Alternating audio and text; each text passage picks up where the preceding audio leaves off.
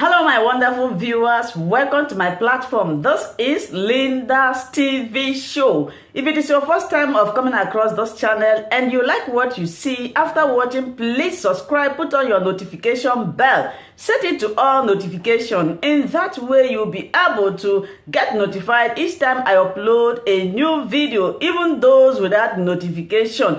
Here we react to all forms of videos, international and local. Every Saturday by 2 p.m. we have our interaction section. You are free to call in to air your opinion about the happenings in our society.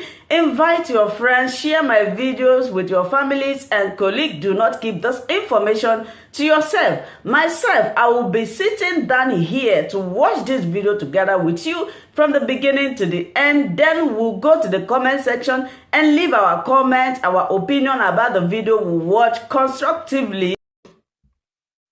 Our concern now should be, why have the DSS refused access to Mazi Nnamdi Kanu, the leader of the indigenous people of Biafra?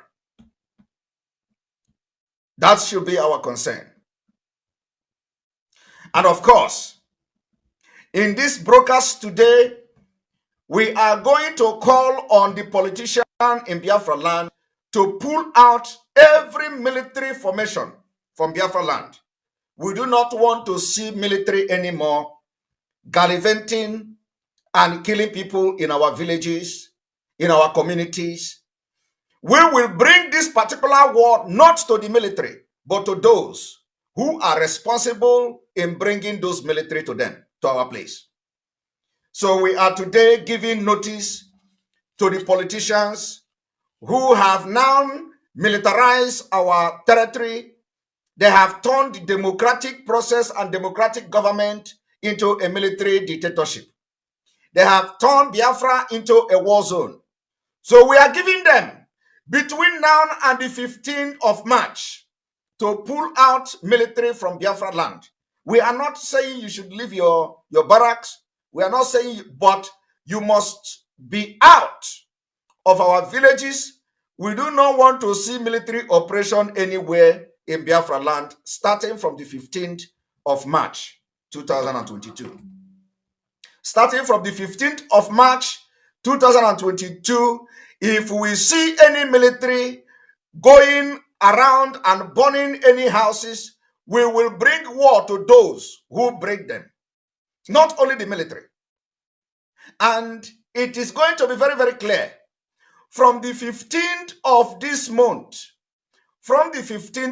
month, if you continue to come and kill our children, kill our women, kill our men and our elderly people, render them homeless, and create IDP camp where there are not supposed to be IDP camp in the 21st century, we are going to bring the war to those who were bringing this military and who ordered them to come to our land. And we know who you are. So we want the politicians between now and the 15th of March to sit up and put Biafra land in order. We don't want to see any kind of chaos anymore in Biafra, except that you want the war to continue in Biafra land after the 15th of this month, and there is no concrete arrangement to pull the military out of our land. We will bring war to every politician in Biafra land, starting from the House of Assembly to the state governors, because you are the one who bring the military. And if you are not the one who bring the military, you come publicly and say you are not the one and you don't have hand in bringing the military, so that we will exonerate you. So we are calling on the governors, we are calling on House of Assembly members, we are calling on those state executives to come openly before the 15th of March to either exonerate themselves or take responsibility like Hope Uzodinma, because Hope Uzodinma have come publicly to say he is the one bringing military to kill our people. So his own is that he has made it very clear, and we know how to get to him at the end of the day when the time comes. So we are saying that we are giving the politician and the political leaders of the Southeast between now and the 15th of March to pull military out of Biafra land. Otherwise, we are not just going to take this war to them, we will start from them, because when you want to solve problem, you go to the root. You don't we don't go to up and solve it from down. So we are going to start from them who are in the position, and they are using their power and their political position to bring military to kill those who elected them. From the 15th of this month, we will close the door. We will close the door. But if between now and the 15th of March, there is any sign of responsibility from the leaders in the Southeast, that will be open for us to cool down. Apart from that, we will call entire Biafrans to begin to compile lists of those who are responsible in bringing military to our land to kill our women and children. And we are going to answer this case when the time comes at the ICC. And they will tell us why it's so important that the land of the southeast of Nigeria called Biafra is under siege. Is under siege by military, armored tanks, and what have you. You are going to tell that to the ICC in due time, because we will compel you. We will compel the ICC to come. We will compel the United Nations to come. We are going to compel the international community to remember you. That is the announcement one. Number two, we know that in Akwa Ibom State, Governor Ayade is preparing to set up a camp, a fake camp of the Eastern Security Network. If you are part of those who they are going to use with those that I don't want to mention their name again, because I said after yesterday, I will not mention the criminals in the leadership, and I will not mention them. But we have gotten the intel that they are planning setting up some fake camp in Akwa Ibom State. If you are part of those who they have deceived or who they are going to deceive to come to Akwa Ibom State and set up a camp to fight against Eastern Security Network, you will have yourself to regret. You will have yourself to blame. We also have intel that today, Ayade and those who are responsible in recruiting you have shared rice to you. They have shared money to you. And if you know anybody from Akwa Ibom State, inform them that any camp that is being set up to fight against Eastern Security Network, that place will be a dead zone. We want to also make it very clear that Mazi Nnamdi Kanu must be released unconditionally, for he has committed no crime. Mazi Nnamdi Kanu must be released unconditionally. He committed no crime. All he does and he did was to agitate for the freedom of Biafra people. And Biafra people gave him mandate. That's why when he talk, they listen. And to this effect of releasing Mazi Nnamdi Kanu unconditionally, and of course, Biafra prisoners that the Nigeria government are holding in different correctional centers unjustly.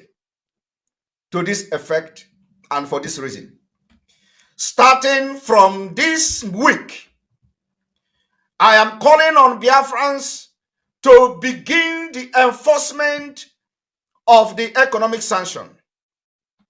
Economic sanction. I am calling on Biafrans to start the enforcement of economic sanction starting from this week. The economic sanction against internally generated revenue, the economic sanction against all revenue, any revenue at all, because you cannot be killing our people and are extorting money from them. You can't create anarchy in our land and you at the same time you make money from them.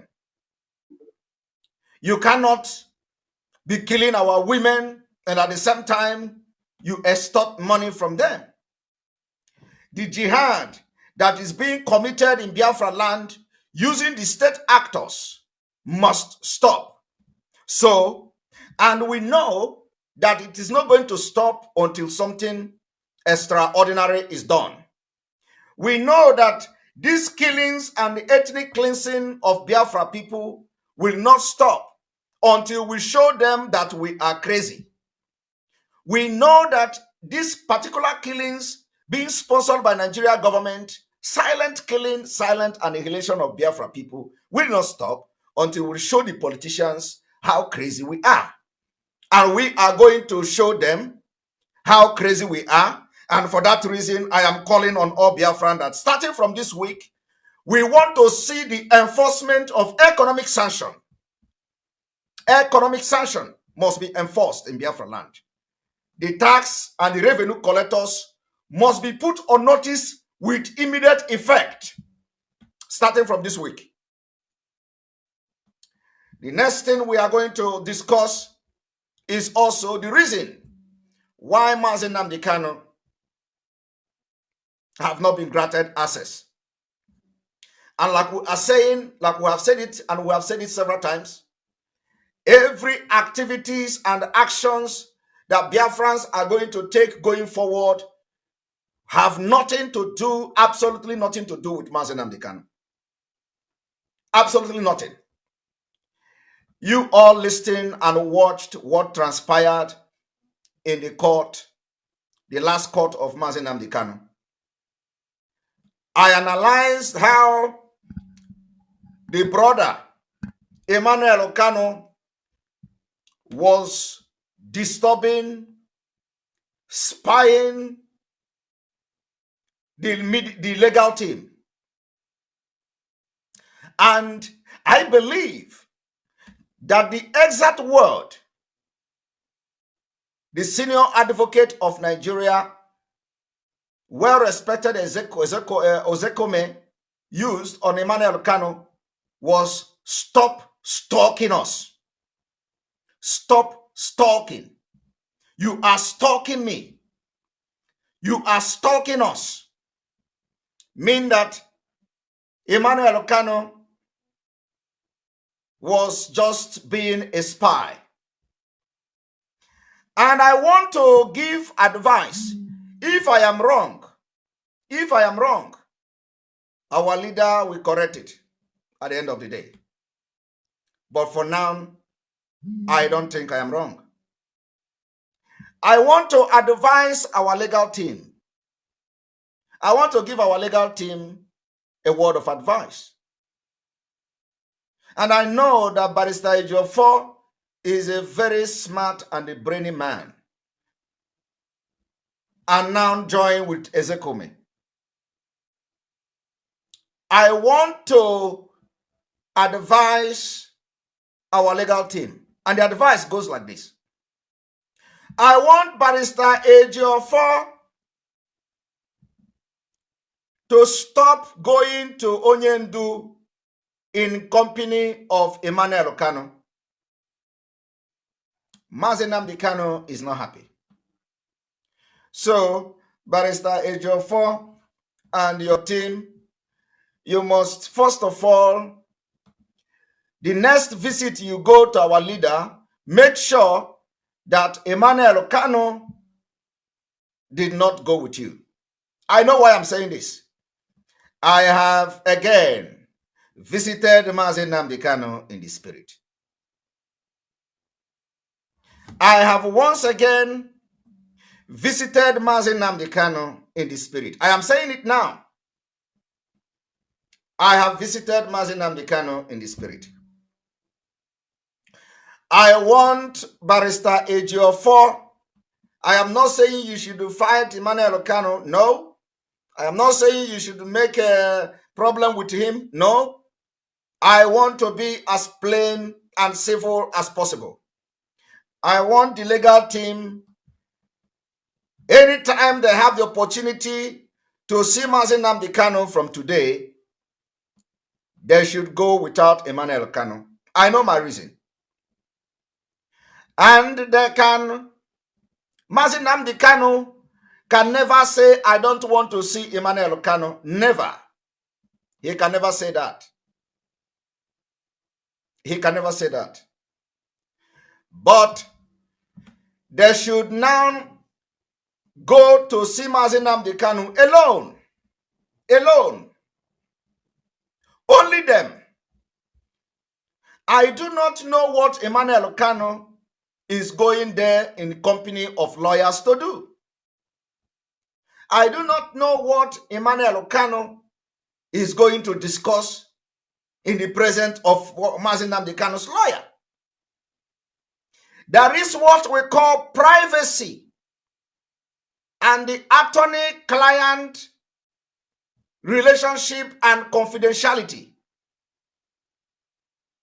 That attorney-client relationship and confidentiality must henceforth activated. I am calling on Barrister Ejiofor. I know that I can send this thing to you. I know I can just call you and talk to you, but I want this thing to be open and public. That particular attorney and client relationship must be activated going forward. We are not here for show business. We are not here for any family issue. We are not here for somebody to gallivant. No, we are here for serious business. So Emmanuel Kanu must be prevented from going to lawyers with lawyers to see Mazi Nnamdi Kanu and discuss his matters. There are other numerous reasons why this must stop. One, Mazi Nnamdi Kanu will not be comfortable to discuss certain issues in the presence of this Emmanuel Kanu. Mazi Nnamdi Kanu also may be free to discuss certain issues, but we, the people that follow him, the people that push him into this problem, we want to protect him. We want to protect his image from being sabotaged from the back. Because the information that Emmanuel Kanu is receiving today, he will use it against his own brother in due time. The information that he is hearing while discussing with the Mazi Nnamdi Kanu, he will use it at the end of the day against him. So for that reason and other numerous reasons, I am moving a motion for the next visit of Barrister Ejiofor and the legal team, including Aloy Ejimako.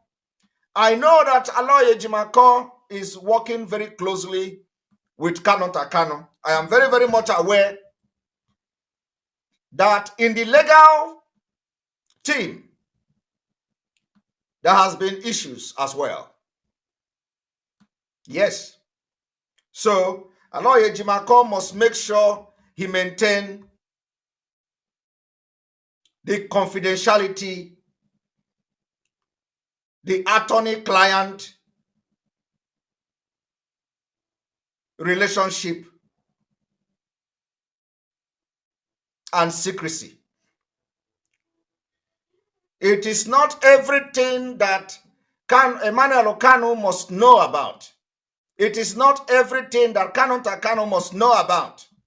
Mazi Nnamdi Kanu is a man that leads over 17 million people.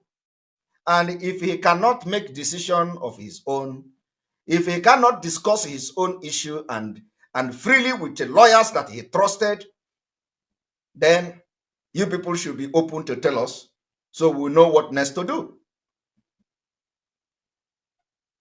We know that Emmanuel Kanu is the brother, but he can also visit Mazi Nnamdi Kanu as a family visit.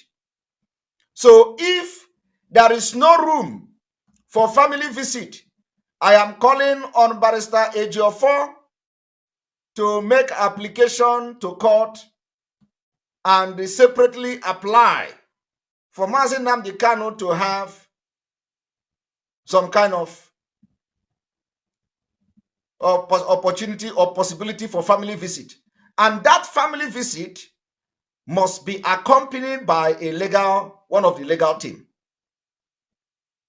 Yes, I know why I'm saying that. So there must be a room for the legal team to visit Mazi Nnamdi Kanu, and then another opportunity for the family members to visit in company of one of the legal team. Because the legal team being present is very, very important, no matter who is going there. This is a suggestion that I am doing in good faith without bias. This is a suggestion that I am doing and bringing to the table in good faith without anything attached, without no. Thank you so much, my wonderful viewers, for watching this video together with me from the beginning to the end. Like I said before, if you like what you see here, if you like what I do in this platform, as you have finished watching this video, please hit that red button that says subscribe and put on your notification bell to all notification. In that way, you'll be able to know when I upload a new video. Share my videos, leave your comments in the comment section constructively. Until I meet your way again in my next video, I still remain your Linda's TV show. Bye-bye.